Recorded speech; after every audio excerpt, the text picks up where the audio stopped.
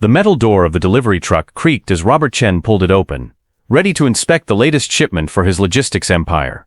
What he didn't expect was a pair of fierce brown eyes staring back at him from behind a stack of boxes. "Don't move, don't make a sound," the young voice commanded with surprising authority. Robert froze, his hand still on the door handle. A Latino boy, no more than 8 years old, crouched in the shadows of his truck. The child's worn jacket and scuffed shoes told a story of hardship, but his eyes blazed with urgency. "They're watching from the warehouse," the boy whispered, pointing toward the massive distribution center that housed Chen Logistics International. "The woman with the red hair and the man with the scar. They think you're stupid." At 48, Robert had built his company from a single truck to a logistics network worth $150 million. His operations manager, Vincent Russo, had been with him for 12 years. His CFO, Margaret Sullivan, for 8. The idea that they would betray him seemed impossible. "How did you get in here?" Robert asked quietly, sliding into the driver's seat. "I sleep in the loading dock sometimes. Nobody notices kids like me." The boy's small frame tensed. "Last night I heard them talking in the office. They said after tomorrow's meeting with the Canadian investors you won't own anything anymore." Robert's blood chilled. Tomorrow was the expansion meeting, a $300 million deal that Vincent and Margaret had orchestrated for months. "What's your name?" Robert asked, starting the engine to mask their conversation. "Diego. And I know you're Robert Chen, because they kept laughing about how Bobby Boy trusts them too much." The casual cruelty stung. Robert had always prided himself on loyalty, on treating his team like family. "They said you'll sign whatever papers the redhead puts in front of you," Diego continued, "that you're too soft to see what's coming." 20 minutes later, they sat in a 24-hour diner outside the city. Diego attacked a stack of pancakes while Robert stared at his untouched coffee, processing everything. His phone buzzed. "Vincent. Everything's set for tomorrow, boss.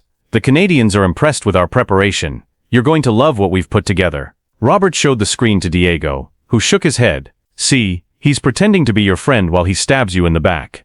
Another message arrived from Margaret. "Robert, I've triple-checked all contracts. Just follow my lead tomorrow, and we'll make history together." The word "together" tasted bitter now. "Why warn me?" Robert asked. "You don't know me."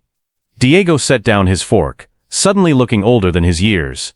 "My uncle worked for a man who trusted the wrong people. Lost everything, ended up on the streets. That's how me and my sister ended up alone." His voice hardened. "I don't let bullies win anymore." Robert felt something shift inside him. This child, who had nothing, was risking everything to prevent an injustice. "Can you go back tomorrow?" Robert asked. "Listen to more of their conversations." Diego nodded solemnly. "But it's dangerous. They don't like people snooping around." "I know someone who can protect you," Robert said, already reaching for his phone. Marcus Webb answered on the third ring. The former FBI agent had done security consulting for Robert, until Vincent and Margaret terminated his contract, claiming budget constraints. "Robert, haven't heard from you since your team let me go." "That wasn't my decision, Marcus. I need your help." 2 hours later, Marcus sat across from them in Robert's home office, reviewing data on his laptop.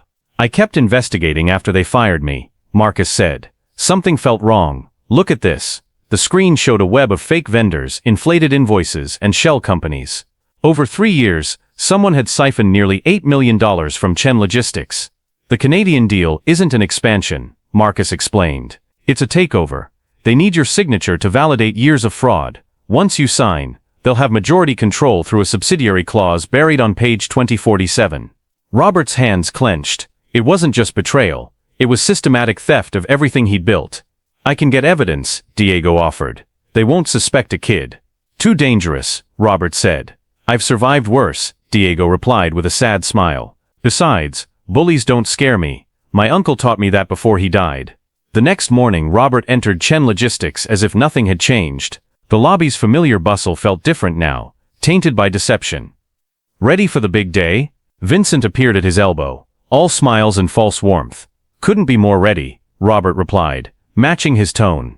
In the executive conference room, Margaret had arranged documents in neat piles. Her red hair caught the morning light as she looked up with what he now recognized as predatory satisfaction. "The Canadians will be here at 3, she said. "I've highlighted everywhere you need to sign. Don't worry about the details. That's what you pay me for." Robert nodded, playing his part. Through the glass walls, he caught a glimpse of Diego slipping through the warehouse, Marcus's team discreetly monitoring his movements. By noon, Diego had recorded 3 conversations on the phone Marcus provided. Vincent joking about King Robert's last day on the throne, Margaret on a call with someone named Harrison, confirming that the idiot will sign anything I put in front of him. At 2:45, Robert sat at the head of the conference table, the picture of calm. The Canadian investors filed in, followed by Vincent and Margaret, who practically glowed with anticipation. "Before we begin," Robert said pleasantly, "I wanted to share something interesting I discovered last night." He connected his laptop to the presentation screen. Vincent and Margaret exchanged quick glances, but maintained their smiles. "You see," Robert continued as financial records filled the screen, "I built this company by paying attention to details. Every invoice, every transaction, every betrayal." The room temperature seemed to drop 10 degrees. "What is this?" Vincent's voice cracked slightly. "This," Robert said as Marcus entered with 2 federal agents, "is the end of your scheme." Margaret tried to maintain composure. "Robert, there's been a misunderstanding." "The only misunderstanding," Robert interrupted, "was me thinking you were family." The door opened again, and Diego walked in wearing clean clothes Robert had bought him, his chin high despite his small stature. "Hi, Mr. Vincent," Diego said clearly. "Remember when you called Mr. Chen a trusting fool last night? I was in the ventilation shaft. I heard everything." Vincent's face went white. Margaret's hands shook as she clutched the fraudulent contracts. "Diego recorded your conversations," Marcus said, handing evidence to the federal agents. "Every confession, every laugh at Robert's expense, every detail of your plan."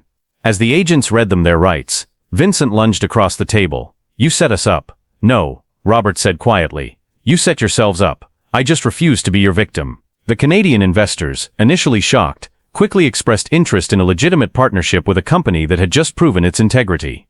As the conference room emptied, Diego tugged on Robert's sleeve. "Did I do good?"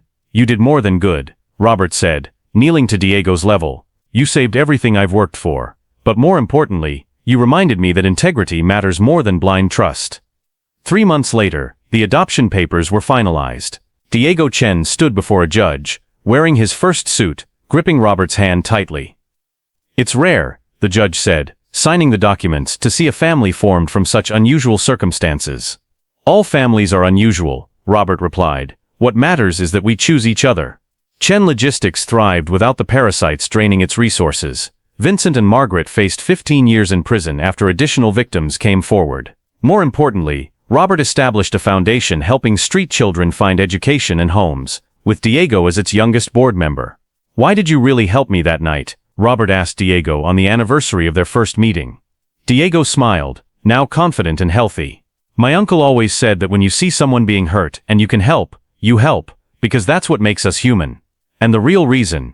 Diego's eyes sparkled. "Maybe I just knew we were supposed to be family. Sometimes you just know." Later, Marcus would discover something that made everything clear. Diego's last name had been Castellanos. His grandmother, Maria Castellanos, had been Maria Chen before marriage, Robert's aunt who had disappeared from the family 40 years ago after marrying outside their culture. The boy who saved a millionaire's empire hadn't just been following his heart, he'd been protecting family, even without knowing it. Some connections run deeper than blood. Sometimes they're forged in trust, tested by betrayal, and strengthened by the choice to stand up for what's right. In his new office, with Diego doing homework at a desk nearby, Robert often reflected on how his greatest loss had become his greatest gain. Vincent and Margaret had tried to steal his company. Instead, they'd given him something worth infinitely more, a son who'd taught him that real wealth isn't measured in dollars, but in the courage to trust again.